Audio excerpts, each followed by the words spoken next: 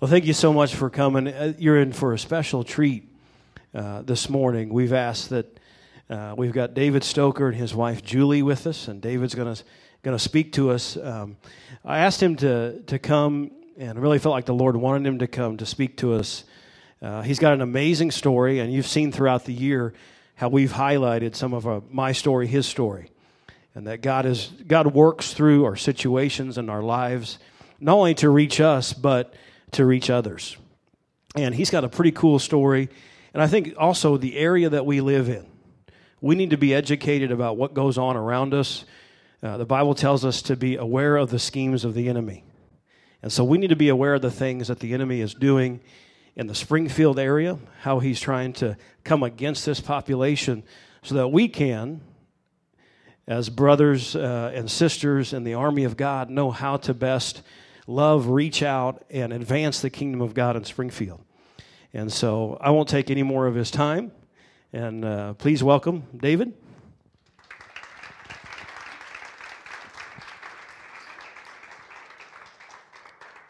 Thanks, Skip. I feel kind of blessed to have the opportunity to come here and talk to y'all about something that a lot of times churches don't like to talk about. They kind of like to act like they don't have those problems and they don't really address them. And I think I'll start off with my first two memories when I was a kid. My first memory was of my mom beating up my dad. My dad was an alcoholic. He worked 12-hour shifts at Caterpillar. He would come home, get drunk in the garage, then come inside. My mom would get mad, and my mom would just beat the tar out of him. And I can remember getting woke up from that in the middle of the night. And I don't know if I told you, but we were a very Christian family. And I just use my fingers like quotation marks, and I hate people that do that. So, but we were a really Christian family.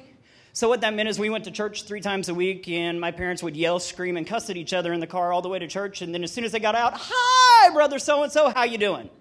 I grew up in a very hypocritical Christian family. And because of that, that's kind of what I thought Christians were. The second memory that I have is getting molested by a babysitter when I was younger. And I didn't really know what to think about it. And all I knew is my parents, when they would look at the newspaper and see that somebody had molested somebody, would talk about how sick and disgusting they were. So when I was 5, I realized that I was sick and disgusting because that's what I heard.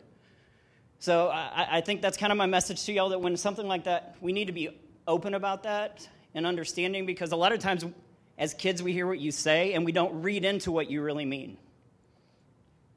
So in 5th grade, my mom finally left my dad. And we moved to Missouri, and she set us off to live with her father, my grandfather. While she got a job, she had a 3-state area, and she was a traveling saleswoman, so she'd be gone for a month at a time. And my grandfather was one of the most evil people I've ever met in my life. He owned a couple thousand acres in Walnut Shade, and he was well known in the community, and he would beat me to the point he would let me go to school for a week at a time and call up my school and just let him know that I was going to stay out for the week and help him on the farm.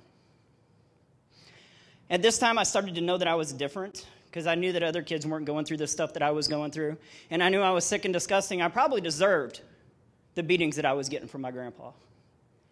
And because of that, I started going to school and beating up other kids.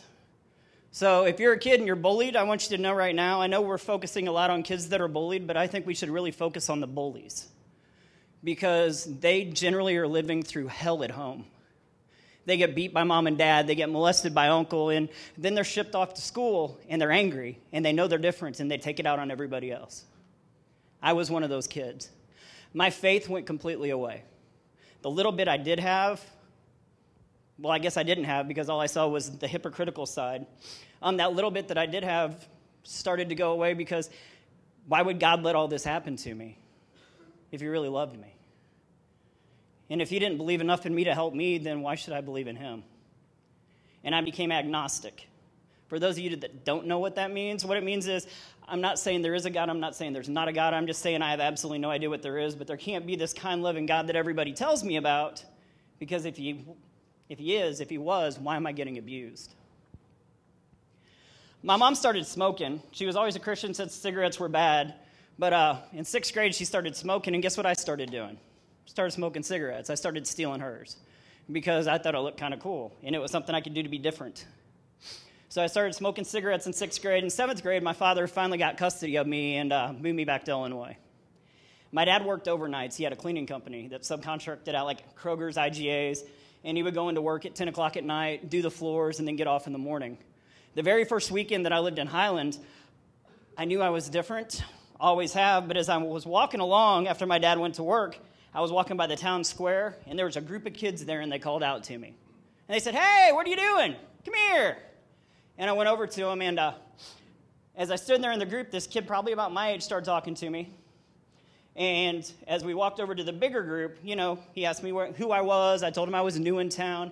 And as we were talking and walking over to the group, one of the bigger kids looked over at us and said, "Hey, join the circle. We're getting ready to smoke." And as the joint came around to me, they said, "Do you smoke weed?" And I said, "Sure." And I instantly had friends. After feeling alone and separated from everybody else my whole life, I instantly had friends as soon as I took a joint and smoked it with them. The next weekend, we went over to somebody's house, and there were bigger kids. And we did cocaine. It came around. They said, "Hey, do you do cocaine?" And I said, "Sure." And I instantly had bigger kids that were friends. I had high schoolers that were my friend. I was in junior high. That second weekend, in the first 2 weeks that I moved to Illinois, I got drunk, I smoked weed, I did cocaine, I had sex, I tripped acid. Everything that I'd always been away from was suddenly in front of me. And what I found is the more I did these things, the more I fit in and the more I was accepted. So I fit in and I became accepted.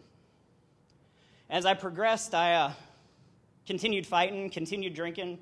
Back then we did mini-thins more than anything else, probably. And we always did those, and I was always getting in fights. And finally I got into a lot of trouble, and I went in front of a judge my junior year, and the judge said, "You have an option. We're either going to put you on probation or you can leave state for 5 years. It's your choice." So I moved back to my mom's my senior year, hoping to get away from drugs and get a new start. I don't know if you know this, but moving to Branson, Missouri to get away from drugs is one of the most ignorant concepts ever.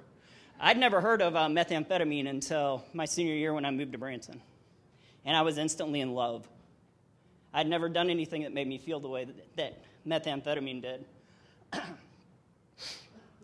Eventually, it got to the point where I stopped caring about anything and everything. I had a 3.9 GPA, and I ended up dropping out of high school because high school got in the way of my partying, because partying was way more important than anything else. I continued to party and got put on probation for breaking into places and stealing stuff so that I could afford the drugs. A couple years after I was on probation, I ended up taking off, and I went to California for 6 months, and I came back. I was 20, and I went to see my PO, and he came out, and he said, "Where you been?" I said, "California." He said, "Why are you here?" I said, "I'm ready to go to prison." He said, "Okay, have a seat." So I ended up turning 21 in Boonville Correctional Center. I went to prison when I was 20. And I would love to tell you how rehabilitated I got while I was there, because that's what happens when you go to prison, right? Everything changes, you get rehabilitated, and no. I ended up spending 16 months in prison, and as soon as I got out, the first thing I did was stop at a liquor store, pick up liquor for the drive back to Springfield from Boonville. When I got there that night, I'd hooked up with some people that cooked methamphetamine, which I'd never done. And I ended up learning how to cook. I shot up for the very first time the night I got out of prison. That's how rehabilitated I got there. From there, my life was all downhill.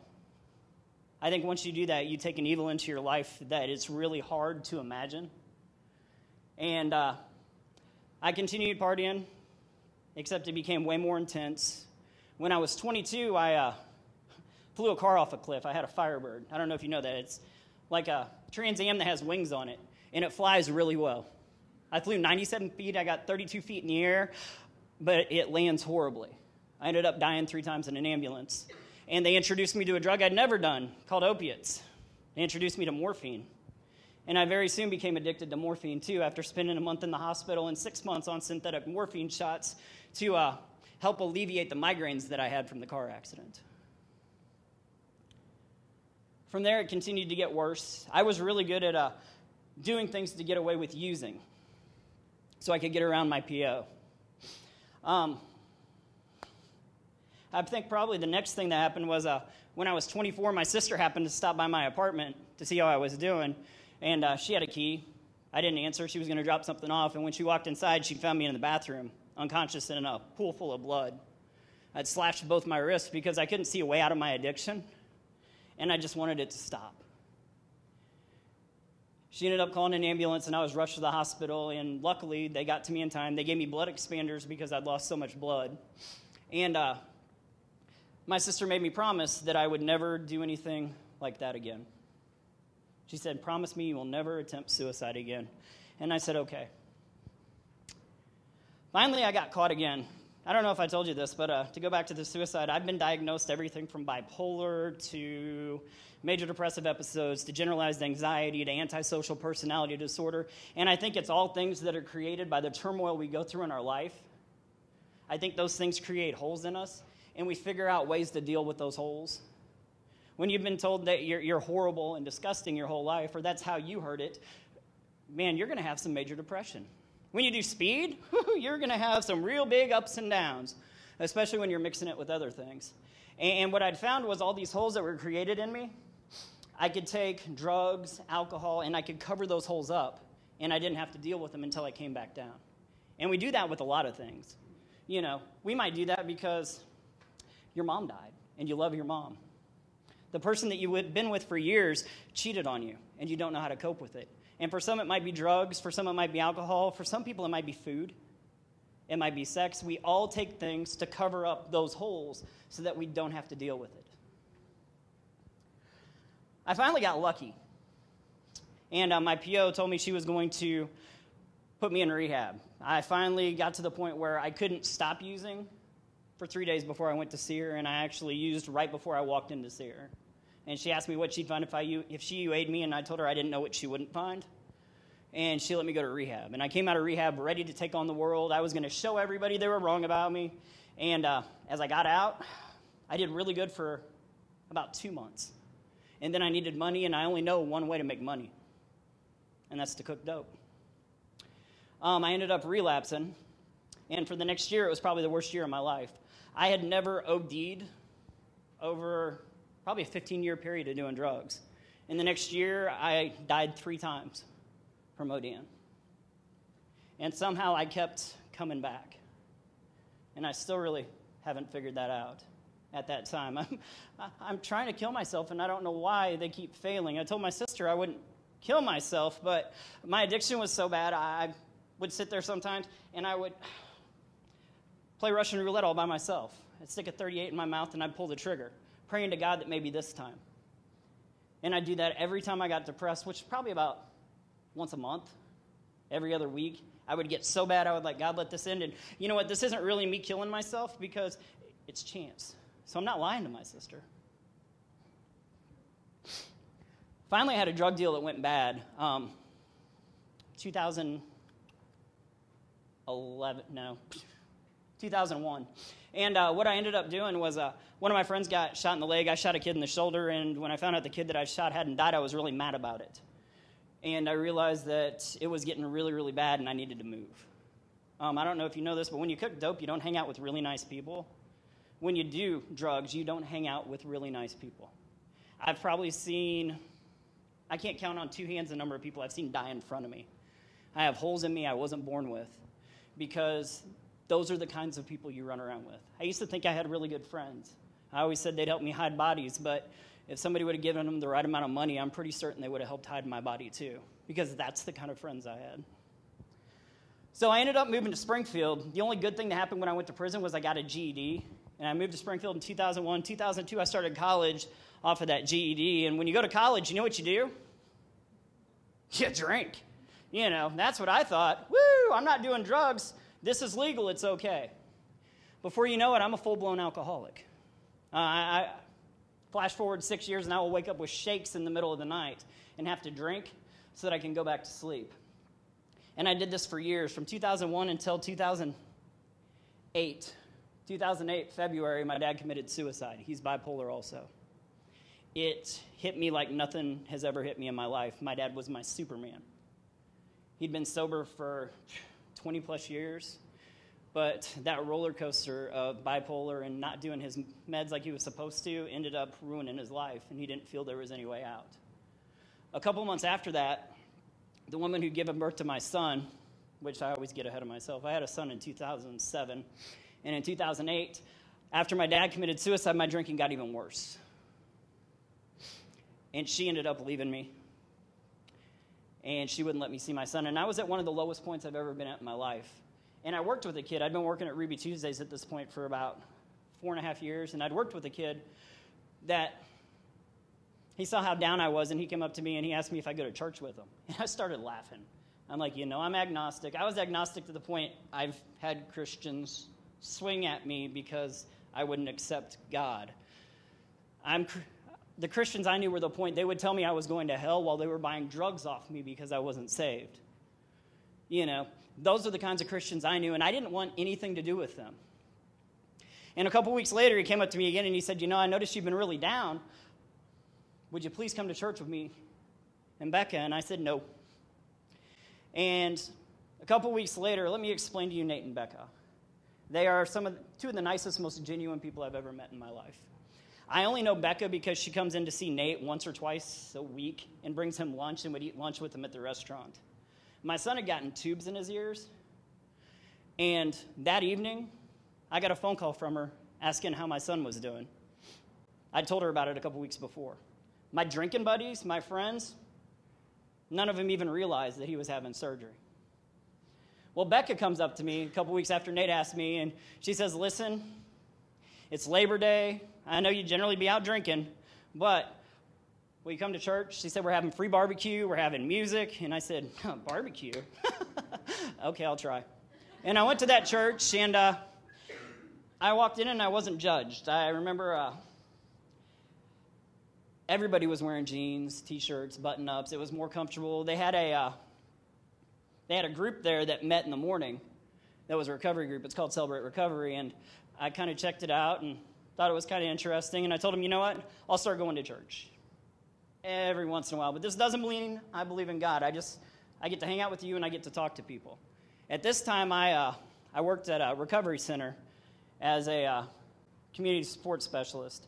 I'm a full-blown alcoholic working at a recovery place. I turned into the same hypocrite I didn't like everybody else to be. But I thought as long as I wasn't doing drugs, it was okay. And they'd never find out anyway. And going to that church, I had an opportunity to go to a meeting where I didn't see clients that I knew, so it gave me an opportunity to talk and be honest. So I went there for about 5 months. I'd go there every other week. Generally I go there once a month. Probably went there about 10 times because I got to hang out with my friends. I got to go to a meeting, and it was kind of nice. And then in February, it's the night before the Super Bowl, 2009. And I ended up drinking all night. And as I'm pulling out of the bar, a policeman pulls out behind me. And I don't know if anybody knows the saying, there's no atheist in a foxhole. Well, as soon as that cop pulled out behind me, I was just like, God, if you're real and you let me not get pulled over, I swear I'll start going to church every Sunday. And I drove, and as I turned, the policeman turned with me, and I was like, God, if you're real and you let me not get pulled over, I swear I will start going to church every Sunday, and I will never drink again. And I took another corner, and he pulled with me. And that happened a few times. By the time I pulled onto my street, I was going to give up drinking. I was going to start going to church every Sunday. I was going to stop cussing, stop smoking cigarettes, stop sleeping around.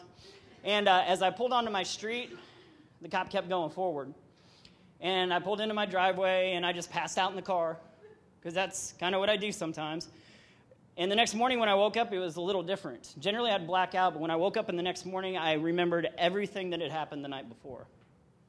And I remember going inside to take a shower and sitting there thinking, there is absolutely no way. There is absolutely no way that I can keep that promise. I've smoked for 27 years. I've been drinking and drugging for 25 years. There's no way. And I took a shower, and I got into my car, and I started driving to my friend's house where we were going to watch the Super Bowl. And everybody there smokes cigarettes. Everybody there drinks. And on the way, there's this voice in my head going, you're never going to do this. And I remember flipping through the radio, going from station to station, not hearing anything I wanted, and I came to a dead spot. And I stopped, and I was like, I wonder what's getting ready to play. And what was getting ready to play was, it happened to be The Wind I stopped on. Talk about chance. And the first words that I heard come out were, I wish you could see me now. I wish I could show you how. I'm not who I was. It was a song by Brandon Heath. And immediately, there was a voice in my head that just started screaming, you can do this. You are not the person you were yesterday. And I just started crying. I pulled over to the side of the road, and I prayed, and I thought about it, and I said, you know what, you're right. I can do this. And I turned around and I went home. And I haven't smoked a cigarette since that day. I haven't drank since that day. I haven't had sex since that day, premarital. You know, the only fight I've gotten into was in a boxing ring. I might have cussed a couple times, but I think that happens sometimes. We're not perfect. But it caused a huge change in my life. And there was a guy that really, really spoke to me through all this. The more I got saved, there's a guy, his name is Paul. I don't know if y'all know him. You probably do. He was my hero when I got saved. I remember the first time I went into my church, they had a scripture. It was Romans 3:23. It says, for all have sinned and fall short of the glory of God. And for the first time in my life, I realized it wasn't just me that sinned. It wasn't just me that was horrible. It was everybody. Everybody messed up. Everybody made mistakes. And then I started thinking about this guy, and I read about him. And I don't know how much you know about him, but before he was Paul, he was Saul of Tarsus. And he was an evil, evil guy. His job was to hunt down and execute Christians just for being Christian. In fact, whenever they talked to him about after he got saved, they talked to him. He talked about how bad he was. In 1 Timothy 1:15, he says, Jesus Christ came to save sinners, of which I am the worst. He said, out of all of you, you know what? I am the worst one out there. The way I've lived my life is horrific, and it doesn't compare. But Jesus Christ died to save even people like me. And I could really relate to that. But you know, I tried to quit using drugs before. I tried to quit sinning before. I still cussed on occasion, and it was kind of rough for me, and I didn't understand why. And as I continued to read the Bible, I came across Romans 7:19, another one of my favorites, where he says, basically, for the good I want to do, I do not do. No, it is the evil I do not want to do. That is what I do. Here's a guy that wrote many, many chapters of the Bible in the New Testament, and yet he was saying he had the exact same problems I did. He wanted to do the right thing, but sometimes this evil world pulled at him, and it was really hard for him to stay the course, to stay going forward, to keep doing the right thing. And I realized that's a pretty cool guy, but man, what about him? Well, as I read more about him, like I said, I realized he's like the most prolific biblical writer there is. He wrote 14 books of the Bible. Without him, there wouldn't be a New Testament. And I don't know if you know this, but this is the guy that brought Gentiles, which is people like us, unless you're Jewish. You know, but if you're not Jewish, this is the guy that brought people like us to Jesus Christ. This is the guy that came out and made it acceptable for us to be Christians. And it amazed me, and the more I researched him, in fact, in the last week, I discovered somebody I never knew. A lot of you probably know him. His name's Ananias. I'd never heard of the guy before. I'd read about Paul, but I'd never really read about who Ananias was. Ananias is this guy that was sitting at home, and God talked to him, and God said, you know what, there's this guy coming to you, and, well, his name's Saul, and he's going to be really hurting. And Ananias said, wait a minute, I know who Saul is. He's scary. I don't want to talk to him. Man, he's an evil guy. I don't want anything to do with him. And yet, when Saul came in, Ananias came to the house and met with him, and he prayed with him. And this is after the road to Damascus, and Paul wasn't able to see, and he had scales on his eyes. As Ananias prayed with him, these scales fell off. Ananias ended up ministering to him. He ended up getting saved. He ended up getting baptized, and all under the direction of Ananias. And what I realized is Nate and Becca, they were kind of my Ananias. They were the people who loved me to Christ, who didn't stand over me and judge me for what I'd done in the past.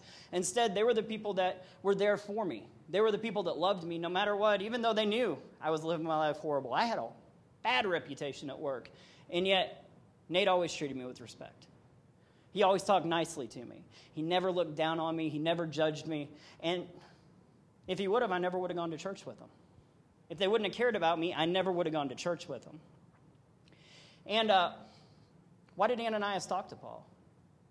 In Matthew 28:19 and 20, Paul talks about what we're supposed to do. Well, not Paul, sorry, Jesus My bad. We need to go a notch higher. But in Matthew, Jesus says, therefore go and make disciples of all nations, everybody, baptizing them in the name of the Father and of the Son and of the Holy Ghost, teaching them to obey everything I've commanded. Ananias found Paul, and he did this.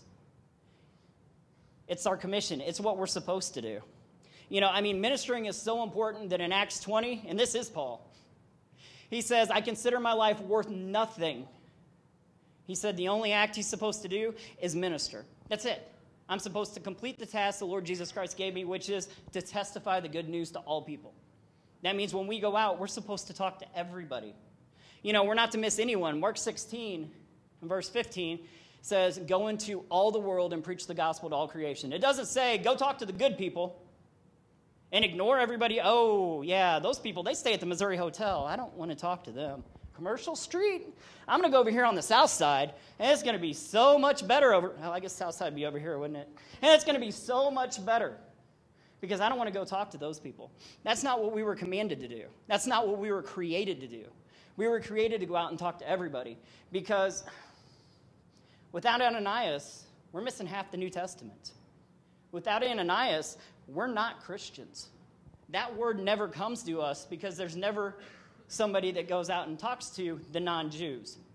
That's the importance of Paul. And without him, doesn't look good.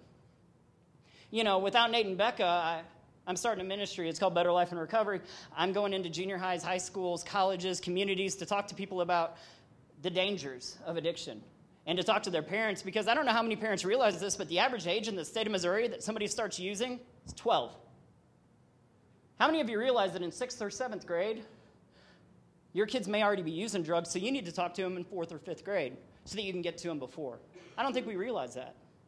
The latest poll in Missouri, out of all high school students, 35% of high schoolers in the state of Missouri had either drank and drove or had driven with somebody who was drinking in the past 30 days. It's a third of them.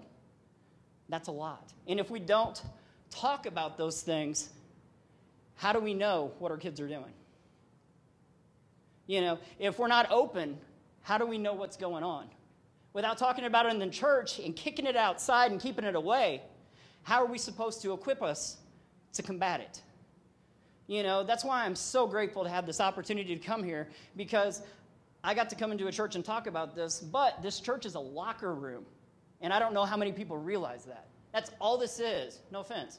It's a locker room. That's a coach. That's a coach. Your youth minister, that's a coach. And they use the Bible. That's the playbook. And they say, this is what you need to do, but you need to do it out there. It's really easy to stand in church and not cuss. It's really easy to sit in the front row and raise your hands and worship because everybody else is doing it. We're commanded to go out. The Great Commission says we are supposed to go out and speak to everybody about it. That doesn't mean that we closet up when we're around people. When somebody starts talking smack about somebody, that doesn't mean we join in. When somebody says something racist, it means we don't laugh. Whenever other people are doing drugs, we say, no, that's not the right thing to do. I don't want anything to do with it. We'll stop being friends if you're going to keep doing it. I can't be around it. We need to stand up for Christ. We need to stand up for ourselves. And we need to take what we learn in here and use it on the outside instead of acting like there's a secular world and a holy world. Your place to minister, right here. My place to minister, out there and in here. If you're a student, you know what? When you go to junior high, when you go to high school, that's your ministry.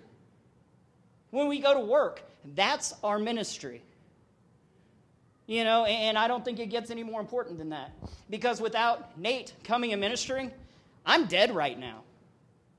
I guarantee I would be dead right now. I already had the shakes. I was at the point that I would shake after not drinking for 6 hours and have to drink some more. My liver's shot. All my teeth, yeah, they're all fake. I rotted all those out and had to get new ones. Drugs, alcohol, you know what they do? They make you lose stuff.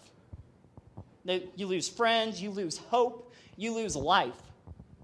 And I don't want any more people to get robbed of having a life. So I'm going to go out and I'm going to speak all the more loudly about this. And I just ask that y'all join me in that. That when I leave here, I'm not the only person going out there and worshiping and talking to people. That I'm not the only person that's going out there and trying to live my life Christ-like. Are we going to make mistakes? Yes. But you know what? I pick myself back up, I pray for forgiveness, and I keep going on. And I just ask that y'all join me in doing that. Thanks for hearing me, y'all.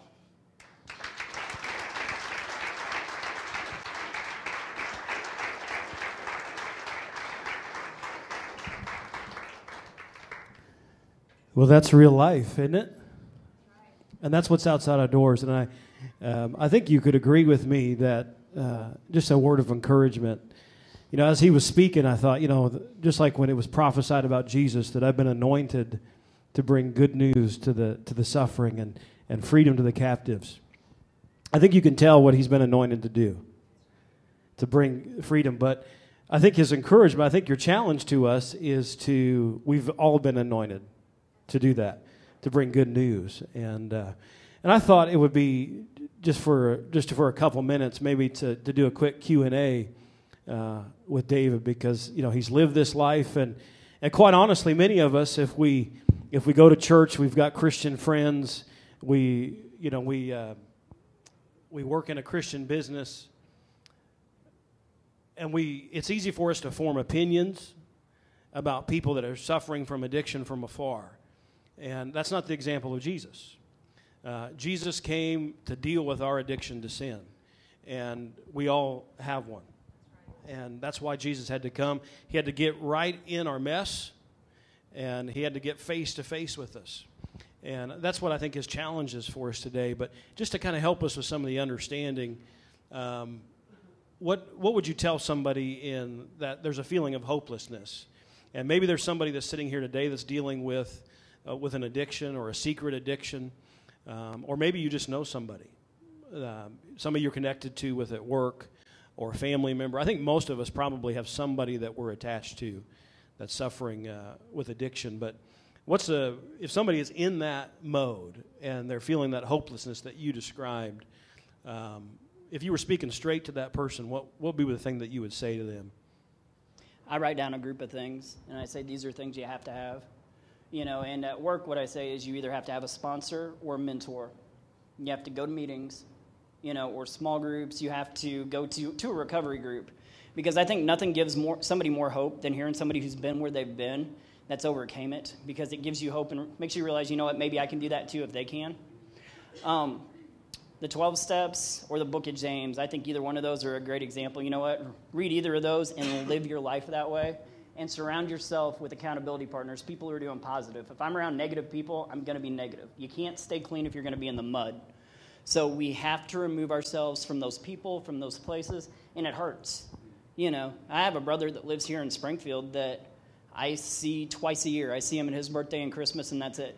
And he'll try to come over and talk to me, and I'm like, listen, as long as you're doing drugs, I don't really want you around my son. If you want to go to a meeting, I'll go meet you at a meeting. If you want to come to church, I'll talk to you at church. We can go out after, but I really don't want you in my house as long as you're using, because I can't have that around my family, you know. So we've got to make tough choices and cut some of those people off. Otherwise, we're going to continue in that circle. You know, I can't stay around people that are still using and not use myself. Eventually, I'm going to break. So I think what he's describing is the power of influence, and we're instructed to go into the world, but not to be of it.